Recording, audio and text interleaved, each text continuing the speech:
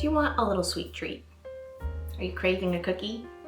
Hi, I'm Val from Very Vegan Val, and today we're gonna make one beautiful, perfect cookie. We're gonna solve a problem that I have fairly often. I want a cookie, but I do not want to go through the rigmarole of making a whole batch of cookies. Plus, then I'd probably eat a whole batch of cookies. And also, I don't want to turn on the oven and heat up the entire house in the middle of summer. I don't really want to deal with a whole bunch of dishes. Additionally, I don't want to bother going to the store and buying cookies because grocery store cookies are never as good as homemade cookies anyway. So what are we gonna do? We're gonna make one beautiful vegan cookie. This cookie is big enough to feed 1 to 2 people. It can be made in your toaster oven or in an air fryer. And you're only going to need 1 bowl, a silicone spatula or something to stir with, and a tablespoon.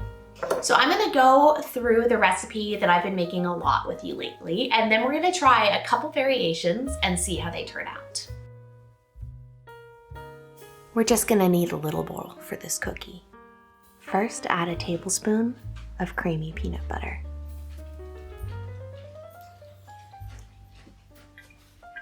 Next, a tablespoon of brown sugar. We're gonna smoosh them together. 2 tablespoons of all-purpose flour. 1 tablespoon of chickpea flour. I think it makes the flavor more complex and interesting than just using all-purpose flour. A pinch of baking soda and 1 tablespoon of water. Mix it all together. I like to add approximately 10 chocolate chips. I'm gonna cook this in my toaster oven, and so I'm just gonna put a piece of parchment paper down before I put my cookies down. And you can reuse this parchment paper a few times to make it a little bit more of a waste-free activity. You could also cook these in an air fryer or in your oven if you're willing to turn on the oven for 1 cookie. Form the dough into a ball and then flatten it into a disc.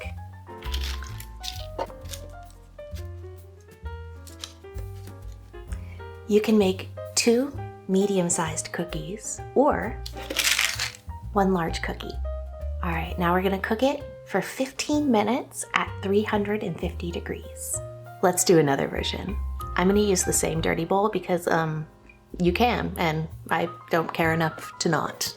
This time I'm gonna start with 1 tablespoon of plant-based butter, 1 tablespoon of brown sugar, smoosh of all-purpose flour, a pinch of baking soda, and we're gonna make things really chocolatey with a tablespoon of cocoa powder. Let's mix that up. In this case, I'm mixing before I add any water because the cocoa powder has a tendency to clump. 1 tablespoon of water. This is a much wetter dough because it's going to create almost a brownie-like cookie. Of course, we also have to add our chocolate chips. And we're just gonna scoop it out onto the same pan as before. Because the dough's more wet, we're not gonna be able to form the cookies, but we can smoosh them out a little. And just like before, we're gonna do 15 minutes at 350. And let's try just 1 more cookie. I haven't tried this at all ever, so we'll see how it works out. Let's start with 1 tablespoon of tahini and our tablespoon of brown sugar. Smoosh them together. I'm gonna use a bread flour for this, hoping that the extra protein is gonna give it a bit more of a chew. Pretend you didn't see this.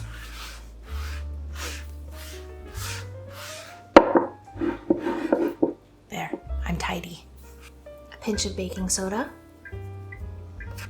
1 tablespoon of water. I'm gonna fold in this little handful of freeze-dried raspberries. They're a great way to add flavor without adding moisture.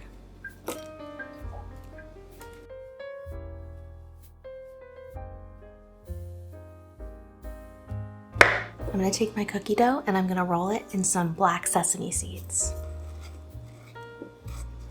And then we'll just flatten it into a cookie shape. Same as before, 350 for 15 minutes. Cookies, chocolate chip, brownie, black sesame, raspberry. Our cookies are ready. Let's try them. First, the classic chocolate chip.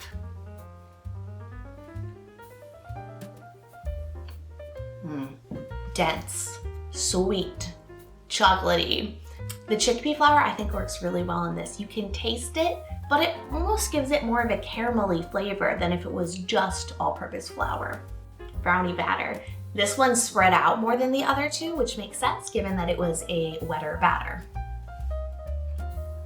That is thick, rich, chocolatey, very much like a brownie, fudgy, you know? That's a good cookie. And finally, our black sesame raspberry cookies. The sesame flavor is strong, which makes sense. It has both tahini and sesame seeds. The raspberries add a nice brightness and acidity, and the outside has a lot of crunch from the sesame seeds. I will say, I still am a chocolate girl myself, but that is a fun cookie. Thank you for making a single cookie with me. Well, I guess technically 3 single cookies. Hopefully this cookie recipe comes in handy for you and maybe inspires you to try some other variations of your own. Let us know in the comments what your favorite types of cookies are. And if you liked baking a single cookie with us, please like this video and subscribe so you can see the next time we post. Bye, Liddy. Come here, Bubba.